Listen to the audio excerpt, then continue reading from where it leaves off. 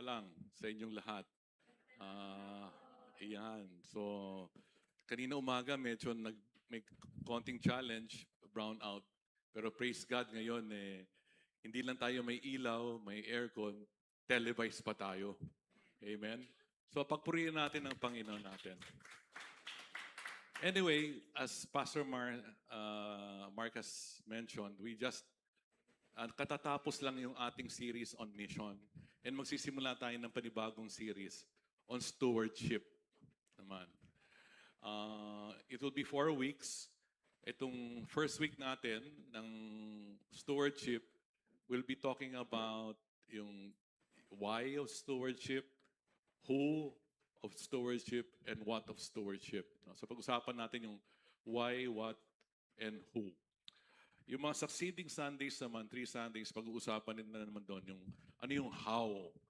Ano yung how sa stewardship? Living within our means, contentment, tsaka generosity. No? So yun yung mga, abangan yung mga susunod na kabanata. For now, pag-uusapan natin bakit, sino, at ano ba yung stewardship. Okay.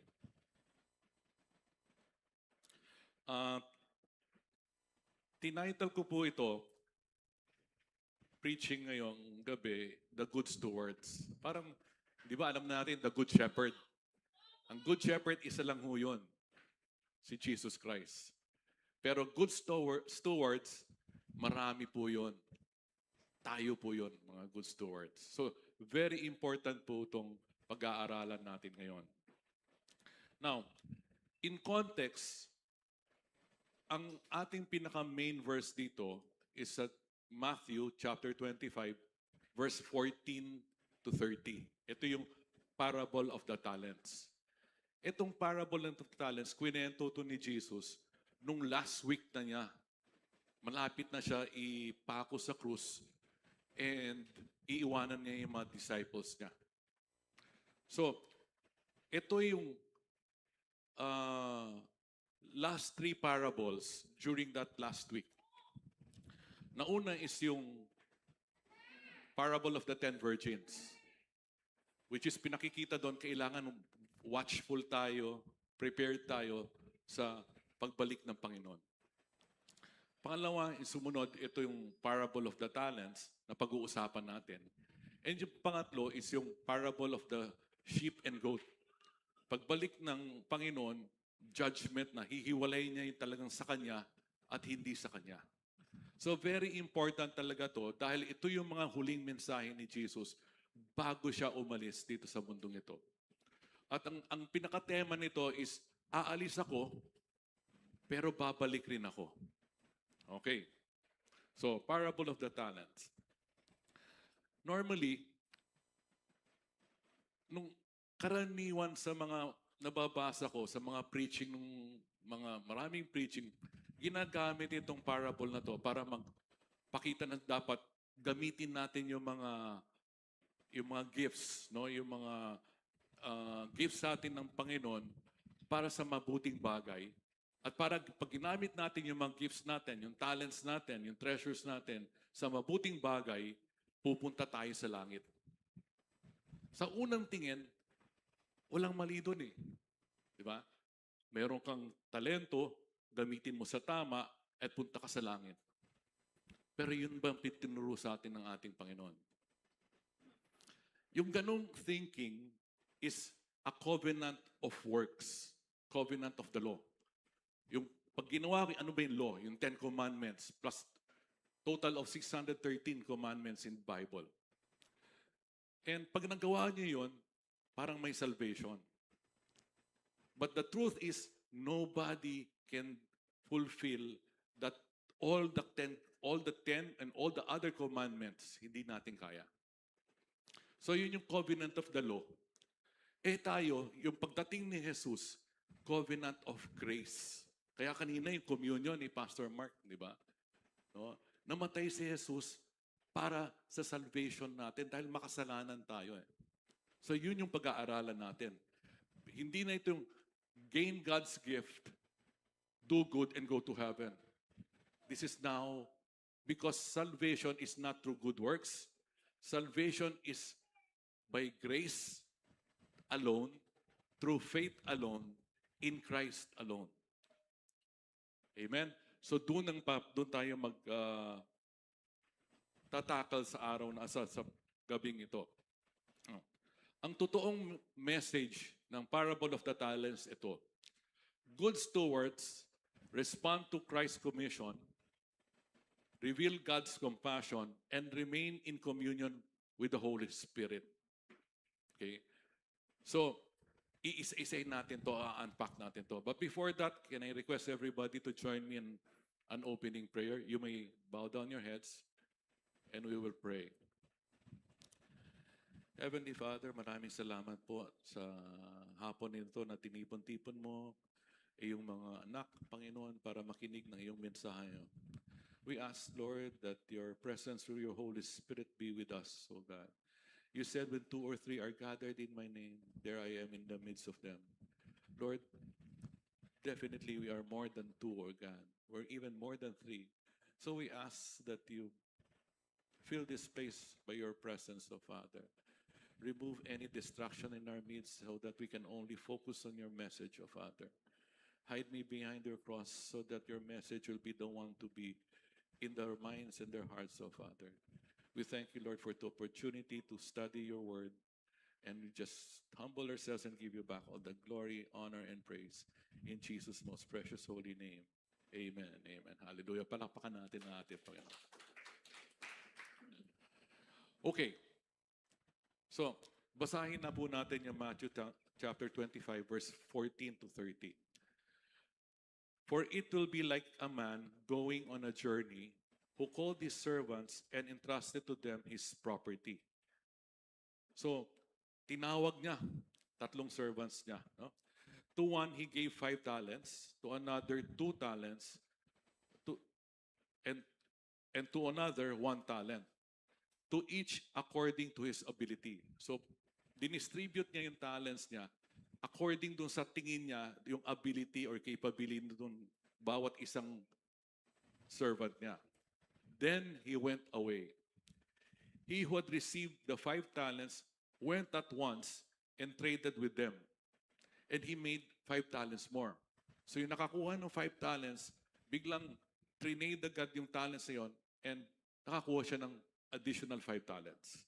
So also he who had the 2 talents made 2 talents more. Katulad nung una, yung pangalawa, yung 2 talents na iniwan sa kanya, trinade rin niya and nag-earn siya ng 2 more talents. But he who had received the 1 talent went and dug in the ground and hid his master's money. Yung pangatlong servant, umalis din, pero binaon niya yung kanyang talent sa ground. Tinago niya. Now, after a long time, the master of those servants came and settled accounts. So, pagkalipas na mahabang panahon, bumalik yung master para magkaroon ng accounting. Anong ginawa niyo doon sa talents na iniwan ko sa inyo? And he who had received the 5 talents came forward, bringing 5 talents more, saying, Master, you delivered to me 5 talents. Here, I made 5 talents more. Master, iniwan mo ko ng 5. Ngayon, meron pang 5. His master said to him, Well done, good and faithful servant. You have been faithful over a little. I will set you over much. Enter into the joy of your master.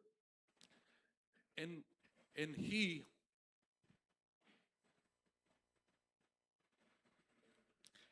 also who had the 2 talents came.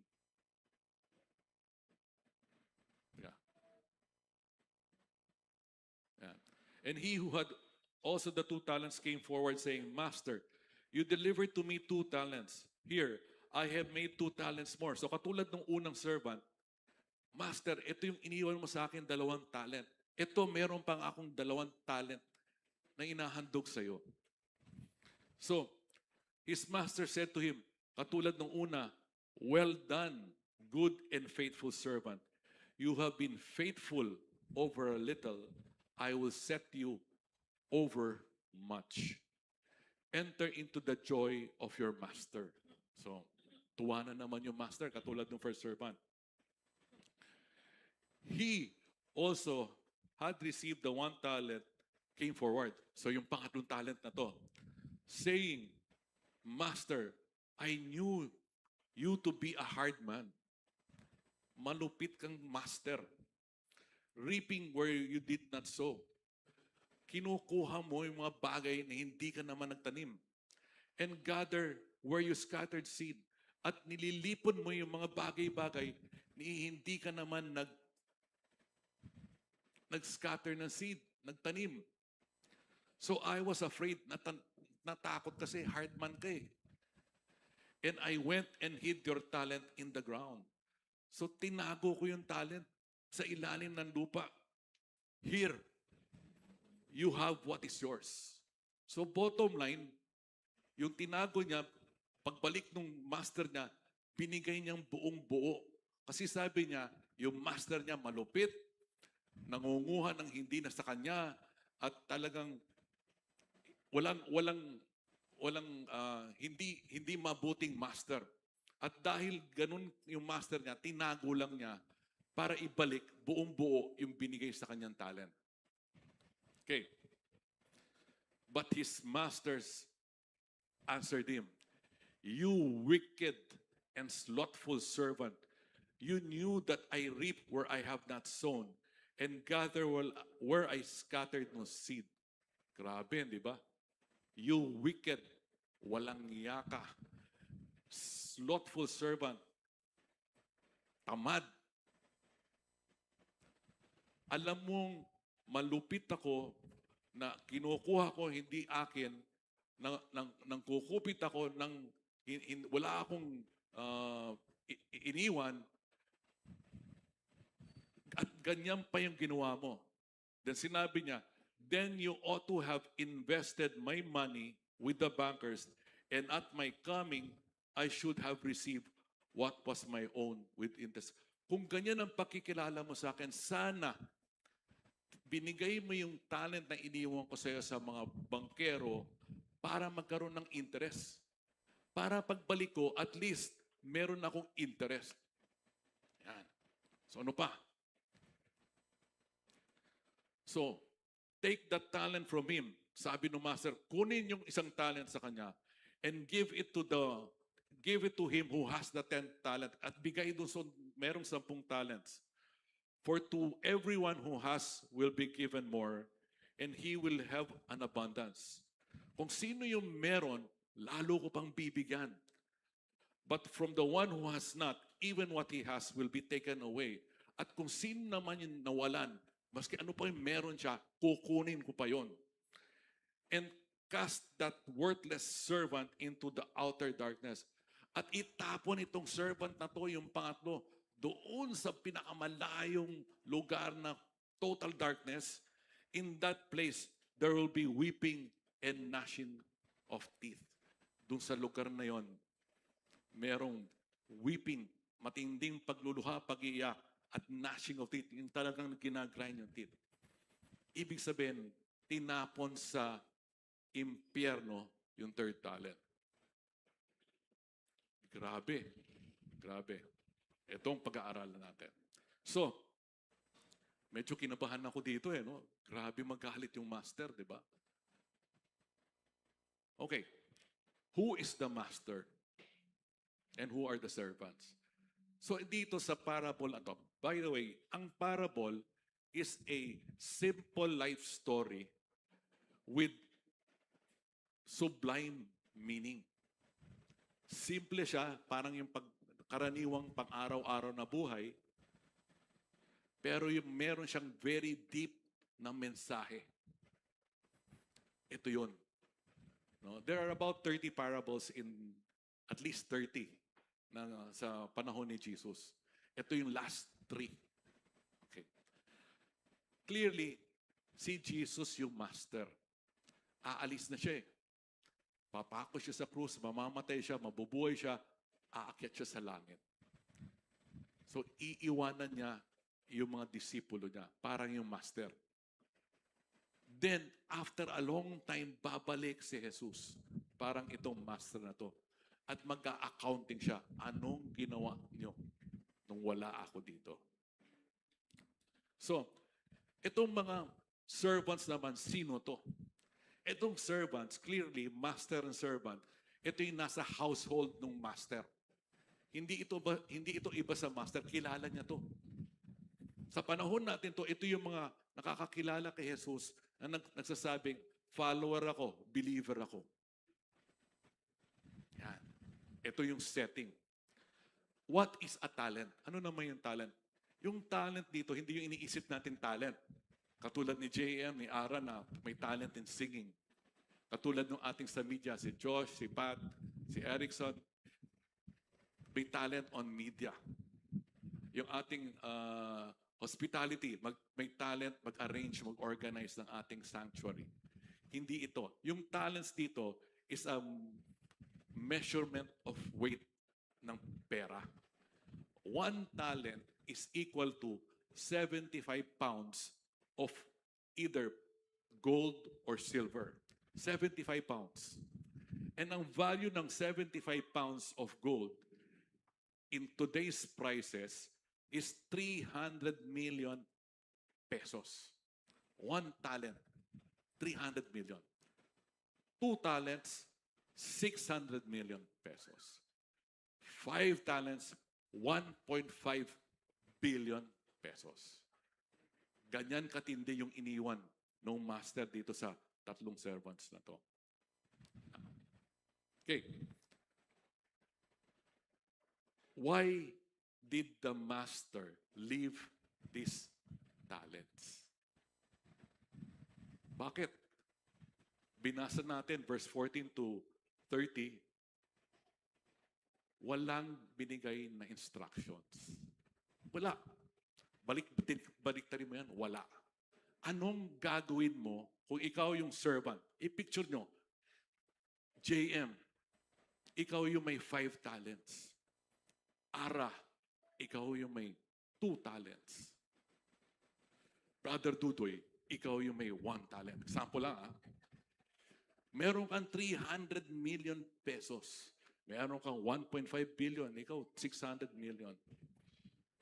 Anong gagawin mo dun? Walang sinabi. Tignan natin kung anong ginawa. Grabe, di ba? 300. Now, isipin mo, wow! 75 pounds, 1 talent. Itong talent na to, isip mo, blessing. Pero in context, 75 pounds. Alam niyo kano kabigat ng 75 pounds? Ako, 150. 2 talents ako. Kaya ba ako buhatin ni Ara? Imagine, yan ang iniwan sa'yo ng Panginoon. Kasing bigat ko ng gold. Blessing ba yun o burden? Kay Dudoy, kalahati ko, 75 pounds of gold. Paano mo bubuhatin yun, di ba? Eh yung bag, yung bigas, ang bigat na eh. Yung pa yung 75 pounds. Eh lalo na kay JM. 2 Tommy at kalahati ang bubuhatin niya. So, in context, itong talent, no, akala mo blessing, but in reality, may burden. Anong gagawin mo dito sa kayamanan to? Wawaldasin ko ba na to? No, magpa-party ba ako? Yun. So, dilemma, di ba? Okay. Napipicture niya na kung anong dilemma ng tong mga servants na to. Okay. So, ito yung 3 points ng stewardship. 3. First, commission. First, seek first God's kingdom, not the income. Good stewards respond to Christ's commission by prioritizing God's will above their own. And ito yung inspiration, hindi yung profit, but yung purpose. Not gain, but God's glory. So, walang instructions kung anong gagawin mo doon sa talent. Ang commission, anong gagawin mo? Note, Matthew 25 to. the Great Commission is in Matthew 28. Go, therefore, and make disciples of all nations, baptizing them in the name of the Father, the Son, and the Holy Spirit. Hindi pa nangyayari yun. That is the time na bumalik na si Jesus after heaven. Ito, buhay pa siya, hindi pa siya napapako sa krus. Ano yung commission? Yung pag-aaralan natin, exciting, di ba? Pangalawa, compassion. Transform labor into love in God's family. Good stewards reveal God's compassion by serving as sons or daughters in God's family, not as laborers in the community. Dito, pag-uusapan natin, identity. ID, ano ka? Sino ka? Their identity is rooted in belonging, not in business. Sige, pag-aaral natin. And the third and final key point, communion. Partake and rejoice in God's presence. Good stewards remain in communion with the Holy Spirit, taking pleasure in God's presence above all other rewards. Dito, pag-uusapan natin, intimacy. Kaano kalapit tayo sa Panginoon? Intimacy is found in shared joy, not in material compensation. Yan. So, commission, compassion, and communion. Ito yung key points ng stewardship. Okay. Una, commission. Seek first God's kingdom, not the income. Ito yung why of stewardship. Inspired by God's glory. Okay. Ibig sabihin nito, yung instruction, pag wala, dependent yung gagawin natin. Our actions is dependent on how we see God. Paano ang pagkakilala mo sa Diyos, yun ang magdidictate ng action mo. Yung pagkakilala doon sa Psalms 24 verse 1. The earth is the Lord's and the fullness thereof the world and those who dwell in. So ibig sabihin, lahat ito sa Diyos natin. The fullness thereof means hindi lang yung talents, hindi lang yung treasure, hindi lang yung time, hindi lang yung temple, pati yung katotohanan, yung truth. Lahat ito, ari-arian ng Panginoon. Kasama na tayo doon. All those who dwell in them. Okay. So, ano yung emphasis ng parable of the talents? The talents' purpose was not given but dependent on their perception. So yung commission, yung pagagawa ng Panginoon, dependent kung paano mo kinilala ang Panginoon. Tignan natin kung paano pinakalala yung Panginoon. Okay. What does the talent tell us about the master? So, examinin natin. Anong klaseng pagkatao ng master? Una, aalis siya. Pupunta siya sa malayong lugar. Pero bago siya umalit, tinawag niya yung servants niya at iniwan niya ng provision, ng talent. Anong tawag mo doon? Di ba mabait yun? Good? Kayo, pag aalis kayo sa bahay, di ba mag-iiwan kayo ng ayos lahat yung bahay, may pagkain yung anak. Good. Yung character ng master. Pangalawa, nagbigay siya ng 5 talents kay JM, 2 talents kay Ara, 1 talent kay Dudoy. 1 talent parang kay Dudoy, 300 million. 600 kay Ara, 1.5 billion pesos kay JM. Ano masasabi mo sa master? Generous. Sino nagbibigay ng 300 million? So, hindi lang mabait yung master, generous pa siya. Ano pa? Binigay niya yung talent, isa-isa, according to their ability. Hindi niya binigay pantay-pantahin na 1 talent lahat.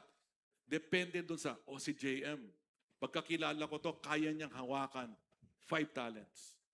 Si Ara, kilala ko to eh. Kaya niya 2 talents. Si Dudoy, kilala ko rin to. Kaya niya 1 talent. Ganun niya. May wisdom itong master na to. Hindi niya binigay lahat pareho-pareho. Iniba niya, depende doon sa ability nung servant. Mabait yung master, generous yung master, may wisdom yung master. And no, umalis na yung master. And after a long time, bumalik. Anong klaseng master yun? Bumalik. Imagine kung ikaw yung master, umalis ka, iniwan mo yung mga maganda lahat, may baon. Yung mga anak mo, kanya-kanyang baon dahil iba-iba yung edad nila, capability, ability nila. Pero hindi ka bumalik. Anong klase ka master? Iniwan mo. Hindi ito yung master na to. Itong master na to, bumalik. Anong pagkatao ng master? Faithful. Diba? Bumalik siya eh. So ito yung totoong karakter ng master. Now, yung servants, yung 2 servants, yung dinoble nila, yung iniwan sa kanilang talent, pinagpurian ng master ng pagbalik. Ano sabi ng master? Well done, my good and faithful servant. You have been faithful in the little things. I will make you in charge of many things. Come and enter into the joy of your master. Bakit siya prinace? Bago, Fred. Kaya nagawa nung 2 servant niya, kasi tama yung pagkakilala niya sa master. Kilala ni Ara at ni JM yung kanilang master. Mabait, generous, may wisdom at faithful. Kaya sila ganun din. Right perception equals right production. Now, yung isang talent, anong sabi niya sa master na? Kilala kita, master eh. Kunwari si Judo ito ha, tago natin sa pangalan doon. Master, kilala kita eh. Hard man ka eh. Malupit ka eh. You reap where you did not sow. Nag-aani, kinukuha mo na hindi ka naman nagbigay. You gather where you did not scatter seeds. Nililipon mo yung mga ari-arian na hindi ka naman nagpahiram. Ganun ka kalupit eh. Kaya, tinago ko yung binigay mo 1 talent at ito na, binabalik ko sa iyo buong-buo.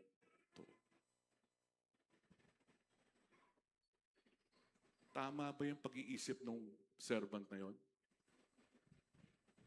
Tama ba? Mali. Alam natin hindi totoo yun. And anong ginawa ng master? Kung talagang totoong inisip mo ako hard, man, malupit, mapag-abuso, dapat hindi mo tinabi yung talent, dapat i-invest mo man lang sa bangko. Wala ka nagawa, i-deposit mo at magkaroon ng interest. Para at least may interest.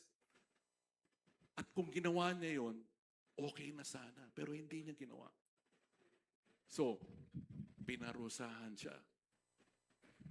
Itong servant nito, kunin yung 1 talent niya at bigay doon kay JM. At itong servant na to, itapon sa outer darkness kung saan merong iyakan at matinding sakit, gnashing of teeth. Wow. Katakot. Unfair. So, anong prinace ng master? Dahil ba kumita siya ng doble? Dahil hindi siya kumita? No. Well done, my good and faithful servant. Not well done, my good and successful servant. So yung master, hindi lahat sa kanya eh. Sa kanya yung 5 talents, sa kanya rin yung tubo. Lahat na ito sa kanya eh. Wala sa Diyos natin ang ari-arian. Sa Kanya lahat to eh. Prinace niya yung dalawa sa faithfulness, sa tamang pagkakilala niya sa Panginoon. Amen? Palakpakan ho natin. At dahil tinapon naman sa impyerno yung third servant, hindi dahil hindi siya nag-produce, dahil mali yung pagkakilala niya sa master. Sinungaling siya. Sinungaling. Sinabi pa niya, blame pa niya yung master, malupit ka eh. Walang iya ka eh. Hindi naman ganun. Grabe. So, false thinking and right thinking. Right perception, right thinking equals right actions. Wrong thinking, wrong perception is equals wrong actions. Okay. Sabi kay Hosea, nalala niyo si Hosea? Yung nakipagkasal sa prostitute, di ba? Sinabi ng Panginoon, ibang klase talagang Panginoon natin. Kaya talagang kailangan magbasa tayo mabuti. Kailangan nagkikita tayo dito. Gusto ko kayong makita parati sa service. Magpapalakasan tayo. Ha? So sabi dito sa Hosea, for I desire steadfast love, not sacrifice, the knowledge of God rather than burnt offering. So bali wala yung ino-offer ko. Mas gusto ko, kilala nyo yung knowledge sa akin. Parang itong mga servants na to. Hindi niya importante yung dinoble. Ang importante, paano yung pagkakilala ng servants sa kanya. Sa kanya rin naman yung investment tsaka yung income. Eh. Ang importante sa ating Panginoon, hindi yung productivity, but yung ating personal relationship. Amen? Panakpakan nun natin. Buti na lang, alam nyo, ang hirap kumita ng ganun, di ba? Huwag na natin pagsapin milyon-milyon. Bigyan kita ng 500 pesos, JM. Babalik mo sa kanya, 1,000. Ang hirap nun. Ba't hindi yun ang sinasabi ng Panginoon? Ano yung pagkakilala natin sa ating Diyos? Okay. Now, faithfulness is giving God priority, not productivity. My people are destroyed for lack of knowledge. Hindi ito, my people are destroyed for lack of productivity. Lack of knowledge. Kulang ang pagkakilala, ang kaalaman natin sa ating Panginoon. Doon sila nagkamali. So very important talagang magbasa tayo ng Biblia, magdasal tayo, magpalakasan tayo, nagmi-meet tayo sa church para malalong lumalim ang ating kaalaman sa ating Panginoon. Amen? Ano pa? The servants were praised for what? Praised for being faithful, not for outperforming one another. Yung master never compared the servants one versus the other. Hindi niya kinumpare si JM sa si Ara. Si JM, 5 binigay. Si Ara, 2. At it wasn't that. Sinabi niya, good and faithful servant dahil tama yung pagkakilala nila sa Panginoon. Yung servant naman na pinanish, yung tinapon sa outer darkness, kaya siya tinapon sa impyerno, not because hindi siya nag-produce, but because hindi niya kinilala ang ating Panginoon. So he was not sent to hell not because of poor performance, but poor perception. So it highlights, dapat i-deepen natin yung relationship natin talaga sa Panginoon. Again, wrong perception equals wrong stewardship. Right perception equals right stewardship. Okay. Being faithful is giving God priority. Okay?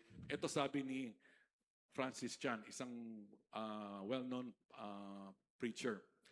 Our greatest fear should not be of failure, but of succeeding at things in life that don't really matter. Yung reverse naman dito, pwedeng maging very successful ka. You're the richest, you're the most well-known, you're the most powerful person in the world. But ano pa tong riches mo kung mawawala naman yung kaluluwa mo sa iyo? Hindi mo kasi kilala yung Diyos. Ito yung mga bagay na hindi importante. Di ba? Ang importante sa Lord, yung pagkakilala natin sa Kanya. In Matthew chapter 16, verse 26, for what will it profit a man if he gains the whole world and forfeits his soul? So man cannot serve two masters. He will either serve one, love one, and hate the other. Hindi pwedeng pareho, money or God. It has to be only one. So saan tayo? Sa Diyos na tayo, hindi ba? Hindi lang buhay ito, kaluluwang usapan dito, katulad nitong third servant. Ngayon, etong tanong. Was God harsh in sending the servant to hell? Malupit ba yung master, yung Diyos natin? Remember, itong servant na to, alam niyo yung parable of the prodigal son. Yung dalawang anak ng tatay. Yung isang anak, yung mas bata anak sabi, bigay mo na sa akin yung aking inheritance at aalis na ako sa bahay. So binigay. Winaldas ng anak yun. Naubos lahat. Nagutom yung anak. Nagtrabaho. At nakita niya, kumakain yung mga baboy na inaalagaan niya. At siya gutom na gutom. At naisip niya, buti pa sa bahay ng tatay ko, pati yung mga servants kumakain. Babalik na lang ako. Magsusorry na lang ako. Sasabihin ko, pa, pwede mo ba akong gawing alipin, servant? Magtatrabaho na lang ako. Pakainin mo na ako. So balik siya. At pagbalik niya, anong ginawa? Naging servant po siya? Hindi. Ito, winaldas na niya kalahati ng kayamanan ng tatay niya. Itong prodigal son. Itong servant na to, hindi siya nagwaldas. Tinago lang niya yung pera at binalik niya. Buong buo. And anong punishment? Pinadala sa impyerno. Yung unang pagbabasahin mo, di ba? Kakabahan tayo. Di ba ang lupit naman ng master? Kakatakot naman to. Malupit ba ang master? Hindi. Big no. Bakit? The master was fair. Lahat sila binigyan ng talent. The master had wisdom based on yung ability nila. Hindi niya binigyan ng 5 talents si Dudoy, si Jay ang binigyan ng 1 talent. Alam niya, kilala niya itong mga servants niya. The master all gave equal time sa servants. Lahat sila parehong. Hindi si Dudoy, 1 day lang at bumalik na. Lahat sila after a long time. So, patas lang ang master. Mabait yung master. Generous yung master. Fair yung master. Faithful yung master. The issue was not about money, but mindset. Wicked servant misjudged the master. You are a hard man. Alam natin, hindi naman talaga siya hard. Tinatago lang niya yung kanyang laziness. Blame pa niya yung master. Unlike yung prodigal son. Yung prodigal son, I have sinned. Yung servant, you are a wicked man. So yung pagkatapon nung servant sa hell was not brought about by the master. Ito yung natural consequence of the deceitful thinking, misjudgment nung servant doon sa master niya. So the master was never a harsh man. Jesus exposed the servant's distorted view. Dito talaga manggaling talaga ang Panginoon natin. Kung talagang inisip mo na wicked yung master, di dapat in-invest mo yung takot mo, in-invest mo sa bankers para magkaroon man lang ng interest. And alam natin, pag in-invest natin yung pera natin sa bangko, yun yung pinakamaliit na interest. Wala pa nga yata 1% a year. Yun ang sinasabi ng Panginoon. Maski i-deposit mo lang sa mga bankero, okay na yun. Well done, my good and faithful servant ka na. Pero dahil inisip mo na malupit ako, na walang niya ako, wala kang ginawa. The servant's faith was brought about by himself. Ito yung natural end of his own deceitfulness. Ito yung talagang patuloy, yung consequence ng maling thinking, maling action niya. Amen? So, again, God was never harsh.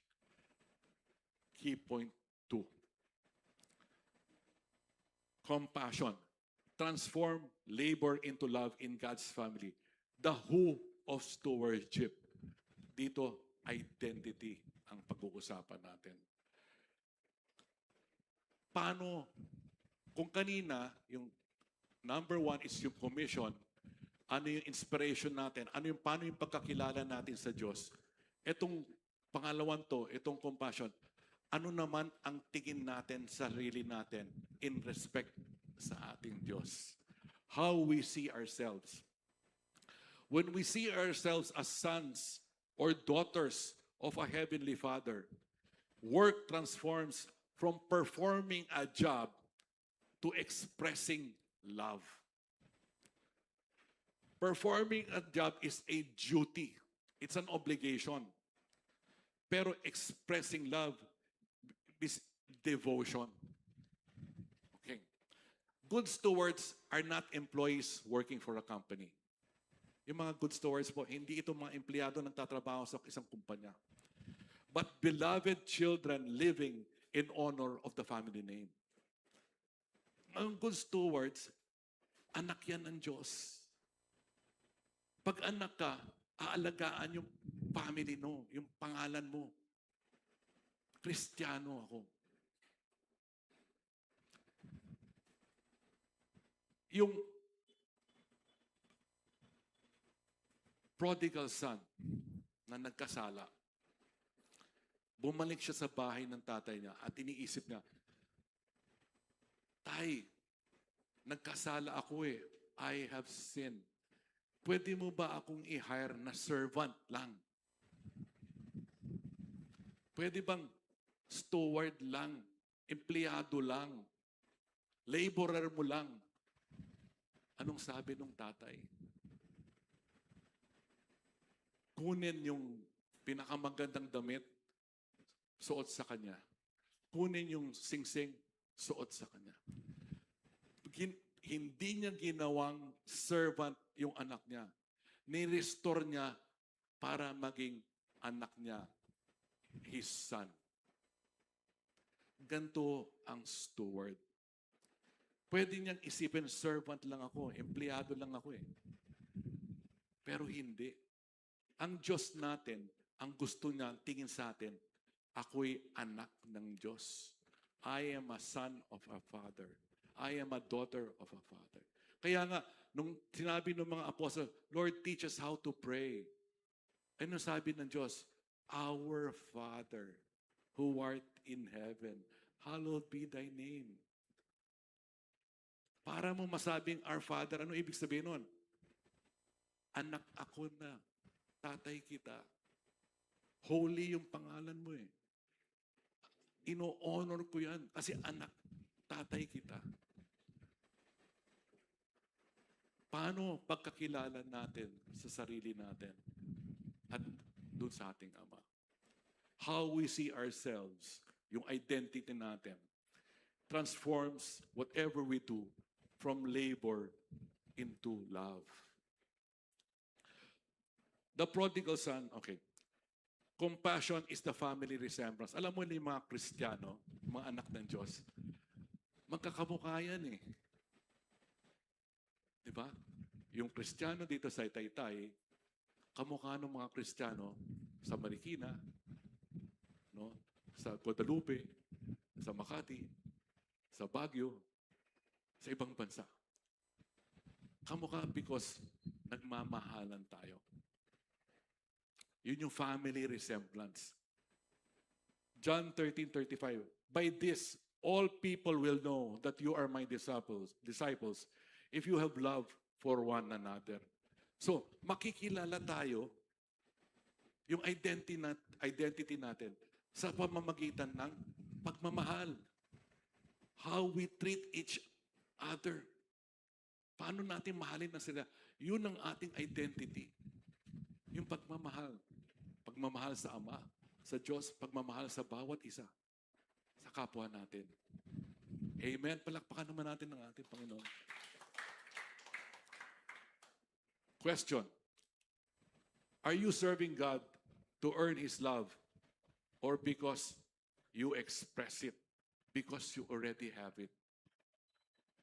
Alam nyo, pag may belong ka na sa family, wala ka nang kailangan gawin eh. Pamilya ka eh.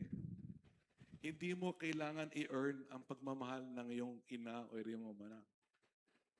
Sino ditong may anak na?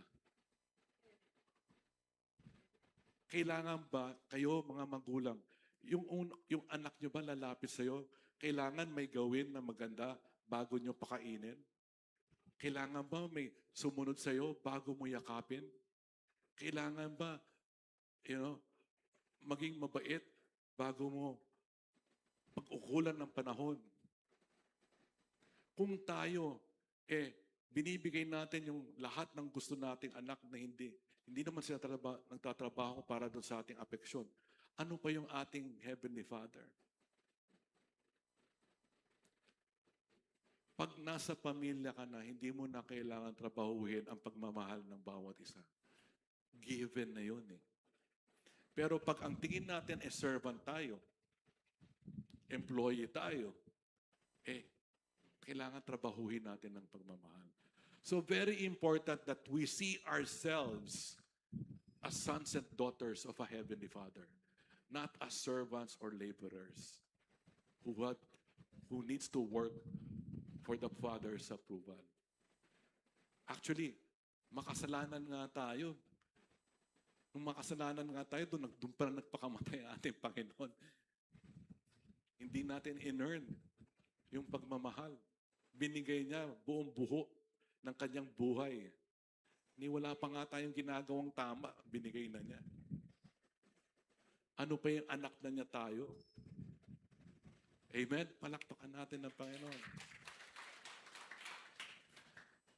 So, stewardship is an extension of God's heart through helping hands. Yung compassion, extension lang yan. Kamay at puso. Yung puso ng ating Ama, tayo yung kamay. Yan yung compassion. Jesus modeled compassion. Jesus served people, not seek profit. Jesus was a carpenter to start with. Diba? Karpentero siya. But he moved from building furniture as a carpenter to bridging fellowship as Christ. Yung pinaghiwalay tayo ng kasalanan dahil sa kasalanan natin. Si Jesus, brinidge niya yon sa kanyang buhay para ma-restore niya tayo sa ating mahal na ating Amang Langit. Yan si Jesus. So, lahat ng ginawa ni Jesus was never about making money. No? It was always about people. The Samaritan woman by the well, Jairus' daughter, yung namatay. Mary, Martha, Lazarus, the bleeding woman, the blind man, the paralyzed man, the feeding of the 5,000 men, not counting women and children. All these numbers were not numbers. They were people, not statistics. Tao ang gusto ng Diyos, hindi pera. Never siya pinag-usapan ng pera. Sa Kanya lahat to eh. God's gifts are channels of grace. Lahat ng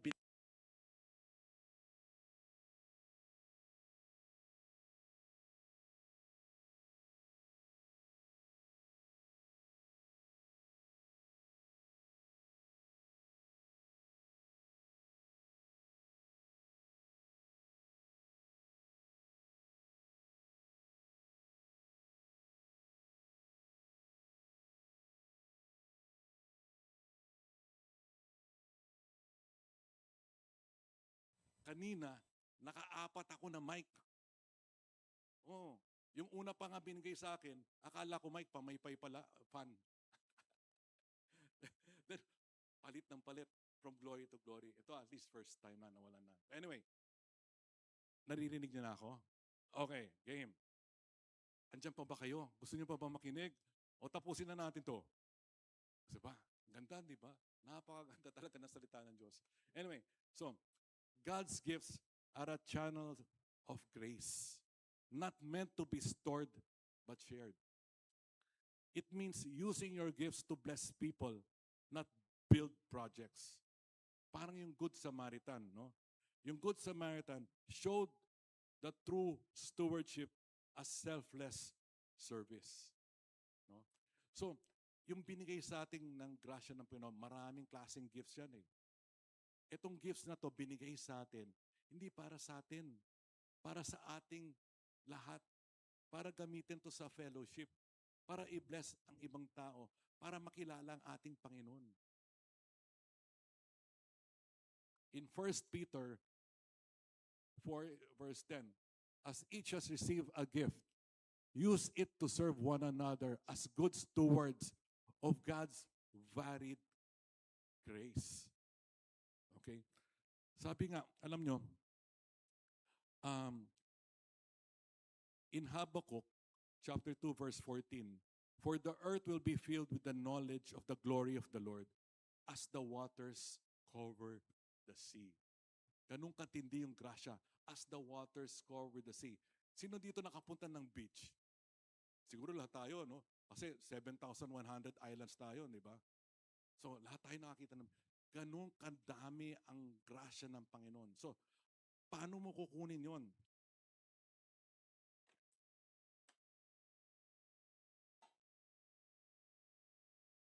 Ang grasya ng Panginoon, hindi kinukuha through cup.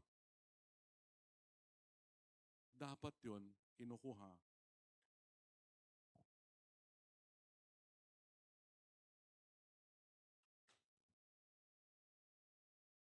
ano to? Embudo panel. Kung ang grasya ng Panginoon cup, napupuno ito eh. Pero pag embudo, hindi. Magfo-flow lang yung grasya ng Panginoon sa atin. Ganyan tayo dapat. Yung grasya ng Panginoon, hindi ito ini-store, but sinishare. Yung gifts natin are a channel of grace. Dadaan lang sa atin para sa benefit ng pamilya ng Diyos.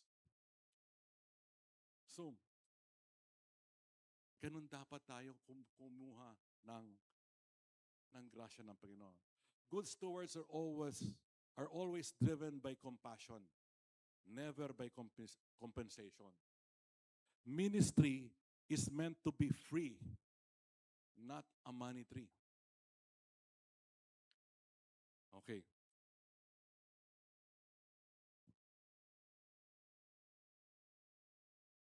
Question. Did Jesus ever charge for his services? Naningil ba si Jesus? Healer siya. Teacher siya. Prophet siya. Priest, mediator between God and man. Naningil ba siya? Was there a point in yung ministry ni Jesus na nangil siya? Never.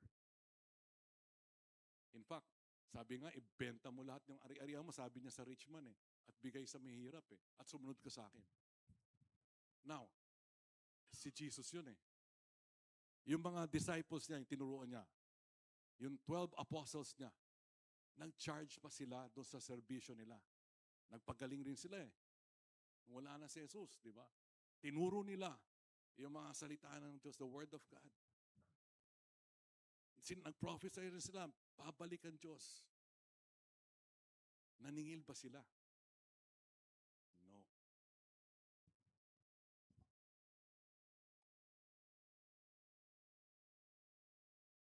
In Matthew chapter 10, verse 8, heal the sick, raise the dead, cleanse lepers, cast out demons. You receive without paying, give without pay. Yung mga gifts, yung mga grasya ng Panginoon, binigay sa atin yan na walang kabayaran. Grasya yan eh. Dapat yan ipamahagi rin natin sa iba. Kung binigay sa atin na walang bayad, dapat ibalik natin sa iba na walang bayad. Amen. Buti na lang, di ba? Kasi napakalaki ng grasya ng Panginoon. As the waters cover the sea, hindi natin mauubos yung dagat. Amen. Palakpakan natin ang ating Panginoon. Last point. Communion. Partake and rejoice in God's presence. Ito yung what, the what of stewardship. Ano yung what? Intimacy. Our soul's deepest longing is to be with God. Every soul, bawat isa sa atin, yung kaluluwa natin, is wired for communion. Maski ayaw sa gusto natin, yan yung desire ng ating kaluluwa. Yan ang hinahanap niya, hindi kayamanan. Ang ating Panginoon. Makuha mo isang bagay, mamayang konti, mawawalan ka na ng gana sa bagay na yun. Makuha mo yung isang relationship, ilang taon, magkakaroon ka ng problema. May kulang pa. Yung kulang na yon hindi pera, hindi tao. Ang kulang na yon ay yung Diyos. Intimacy. The prodigal son, yung prodigal son, may kapatid yon. Yung older brother niya. Nagpa-party. Yung tatay kasi bumalik yung anak niya nagkasala eh. So malaking party. Lahat nag-i-enjoy. Mga kapitbahay nandun sa bahay. Pero yung kapatid ng prodigal son, hindi nag-attend ng party. Bakit? So, hinanap ng tatay. Lumabas sa party, hinanap. Anak, sama ka dito. Party tayo. Pa, sabi nung kapatid na mas matanda, ako nga kasama mo, magdamag, nagtrabaho ko, araw, umaga, gabi. Buong time kasama mo ako. Minsan hindi mo binigyan ako ng isang maliit na hayop para patayin at para mag-good time ako sa mga kaibigan ko. Itong anak mong to, winaldas kalahati ng kaharian mo, tinanggap mo, nagpa-party ka pa. Tinawag mo buong bayan. Anak, sabi nung itay, yung kapatid mo was lost and now is found. Dating waldas pero nahanap na, bumalik na, nagrepent na. Ikaw, you have been with me all this time. Whatever I have is yours. Anak, katulad na sinabi mo, andito ako all this time. Lahat itong akin dahil anak kita sa'yo. Na-miss nung older brother, nung prodigal son, yung presensya ng Panginoon. Kasi hindi niya inisip na anak siya, na kailangan pagtrabahuhin niya yung pagmamahal ng kanyang ama, na hindi naman dapat kasi anak na siya. Ganyan ang dapat tayo. Anak na tayo ng Panginoon. Ginawa na niya lahat para sa atin. Maniwala lang tayo. Umasa lang tayo sa Kanya. Kilalanin natin siya. At obey natin ang mga nating malalaman tungkol sa ating Panginoon. intimacy, not income, is the ultimate reward. So, yung pinakamagandang price, hindi present, but yung presensya ng ating Panginoon. Good stewards rejoice, not because they got presents, but because they faithfully walk in God's presence. Question. Lapit na po, tayo magtapos. Are you searching for happiness in the wrong places? Saan mo hinahanap ang kasiyahan? Hinahanap mo ba yan sa success, sa trabaho, sa opisina, sa eskwelahan? Hinahanap mo ba yung happiness sa relationships? Pagmamahal ng jowa sa asawa. Pwede natin mahanap yun sa mga bagay na to. Pero kulang pa yun. Hindi yun panghabang buhay. Ang panghabang buhay yung presensya ng ating Panginoon. Amen. Palakpakan mo natin. In Psalm 16 verse 11, you make known to me the path of life. In your presence, there is fullness of joy. Kompleto na. Full. Walang kulang. At your right hand are pleasures forevermore. Walang katapusang kaligayahan. Amen? Palakpakan natin. Presensya ng Panginoon. Last slide.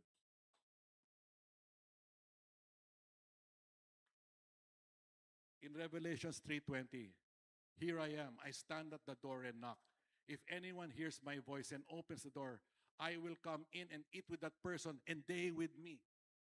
Tayo. Magkapatid na tayo. Pinapasok na natin ng Panginoon natin sa puso natin. Lahat na tayo. Sino ditong Kristiyano na? Amen. Amen. Ibig sabihin, pinapasok na natin ng Panginoon sa ating puso.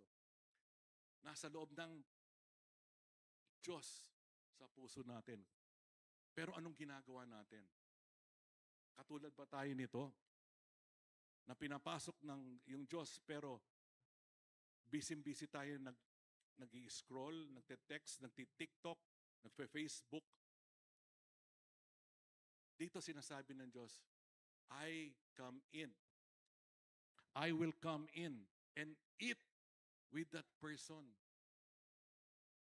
So, makikisalo siya sa pagkain, sa oras. Pinapasok natin si Jesus sa ating puso, pero anong ginagawa natin? Masyado na ba tayong busy sa trabaho? Masyado na ba tayong guhol sa oras, sa pagpapasikaso ng kung ano-ano? O binibigyan natin ng ating Diyos ng tamang panahon para lalo na tayong makipagkilala sa Kanya. So yung Diyos natin,